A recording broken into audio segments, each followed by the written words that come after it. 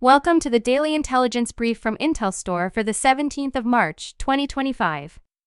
In today's top renewable energy news, developers behind offshore wind projects promising tens of billions of pounds of investment in Scotland are at risk of being derailed by measures aimed at keeping power inexpensive for consumers.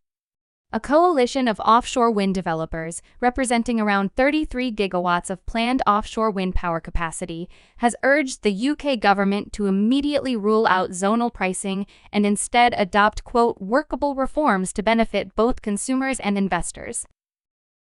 Offshore wind energy is emerging as one of the major opportunities for Chile's energy transition. With an estimated technical potential of 957 gigawatts, offshore wind could contribute up to 28 times the country's current installed capacity. However, the development of offshore wind energy in Chile requires a comprehensive strategy that guarantees its economic viability and positive impact on energy security. The Andhra Pradesh Government has released operational guidelines for implementing its clean energy policy. These guidelines cover key aspects such as approvals, resource allocation, land allotment, incentives, and statutory clearances. Through a newly developed approval portal, the government can allocate resources and facilitate the implementation of clean energy projects and renewable energy manufacturing projects under the ICE policy of 2024. The regulation also provides a 25% subsidy on fixed capital investment for solar and wind energy manufacturing plants, including captive generating plants.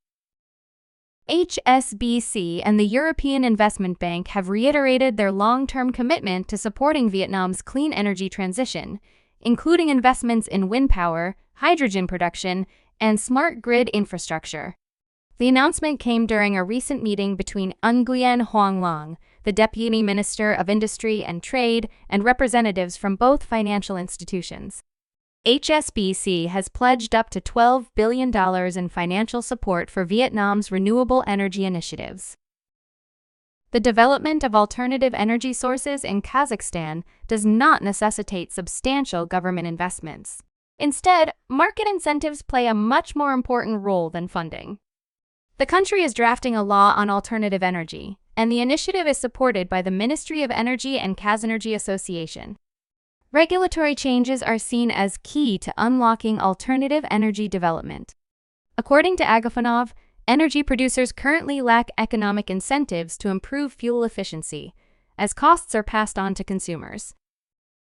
You can learn more about all of IntelStor's market and sales intelligence offerings at www.intelstor.com and subscribe to our channel today.